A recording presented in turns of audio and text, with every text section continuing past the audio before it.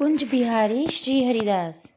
वृंदावन की पावन धरा पर रमणीय तटीय स्थान एक दिव्य मनोभाव को दर्शाता है।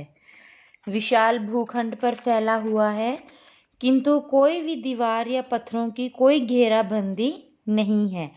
केवल बांस की खपचियां या टटियाओं से घिरा हुआ है, इसलिए यह स्थान तटीय स्थान के नाम से प्रसिद्ध है। संगीत शिरोमणि स्वामी हरिदास जी महाराज की तपोस्थली होने के कारण यह अत्यंत पावन और मनोहर स्थान है। यह एक ऐसा स्थल है, यहाँ के हर वृक्ष और पत्ते में भक्तों ने राधा कृष्ण की अनुभूति की है। संत कृपा से राधा नाम भी पत्तों पर उभरा हुआ दिखाई दिया है। स्वामी श्री हरिदास जी की शिष्य परंपरा के 7वें आचार्य श्री ललित किशोरी जी ने इस भूमि को अपनी भजन स्थली बनाया था। उनके शिष्य श्री ललित मोहन दास जी ने सन 1823 में इस स्थान पर ठाकुर श्री मोहिनी बिहारी जी को प्रतिष्ठित किया था। तभी चारों ओर बांस की टटियां लगाई गई थी। तब इसे यहाँ के सेवा पूजाधिकारी विरक्त साधु ही चले आ रहे हैं। उनकी विशेष वेशभूषा भी है। मंदिर का अनोखा नियम ऐसा सुना जाता है कि जो भी आटा, दाल, घी, दूध भेंट में आया, उसे उसी दिन ही ठाकुर भोग और साधु सेवा में लगाया जाता है। संध्या के समय के बाद सबके बर्तन खाली करके धो मांज के उल्टे करके रख दिए जाते हैं। कभी भी यहाँ अन्न सामग्री की कमी नहीं रहती।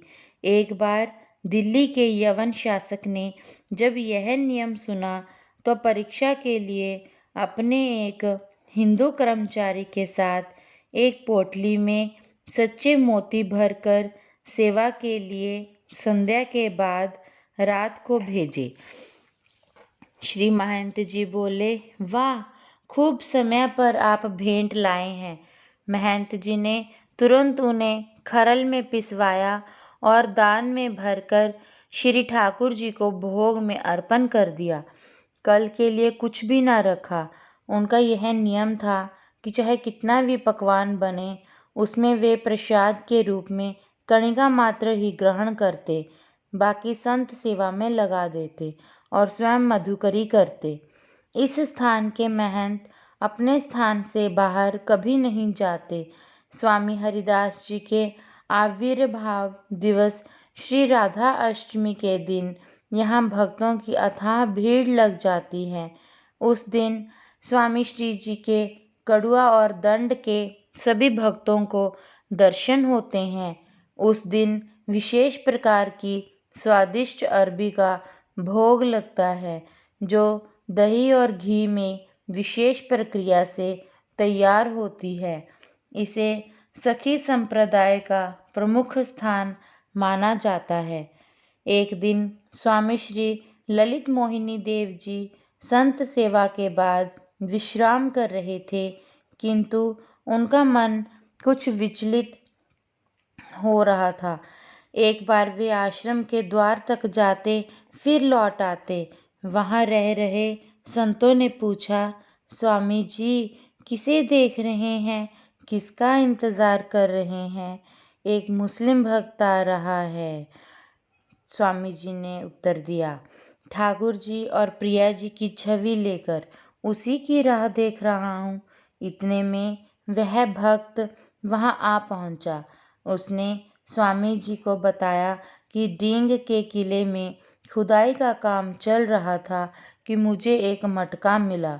मैंने सोचा अशर्फियाँ होंगी, किसी को ना पता चले, ये सोचकर मैंने एक बार इसे वहीं छुपा दिया और रात्रि को चुपके से वहां जाकर घर ले आया कि अब जीवन भर के लिए मेरा गुजर आसानी से हो जाएगा।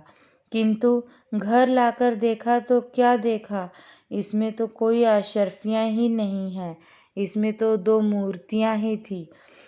इतना सोच के और देख के जैसे ही मैं रात्रि में सोया, मुझे सपना आया कि ये मूर्तियाँ वृंदावन जाके तटीय स्थान पर स्वामी जी को सौंप आओ, इसलिए मैं आपके पास आया हूँ। स्वामी जी ने कहा, बहुत सही किया, हमें दे दो तुम ठाकुर जी।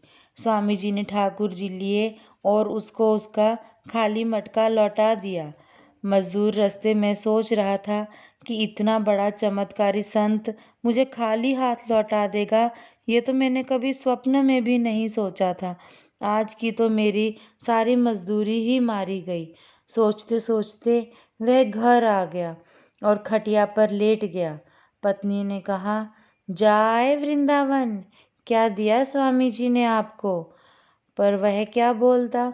वह कुछ भी ना बोला और करवट पलट के लेट गया। पत्नी कोने में पड़े मटके की ओर देखती है और कहती है, अरे मियाँ, मटका तो लबालब अशरफियों से भरा हुआ है। सुनते ही भक्त चौंक कर खड़ा हो गया। उसके नेत्रों से अश्रु बहने लगे। सोच रहा था, किसका शुक्र करूं, खुदा का या उस फकीर का जिसने मुझे अशरफियां दी, इस कदर संपत्ति बख्शी। तो ऐसी कृपा भगवान सब पे बनाए रखें। राधे राधे। कुंज बिहारी श्री हरिदास।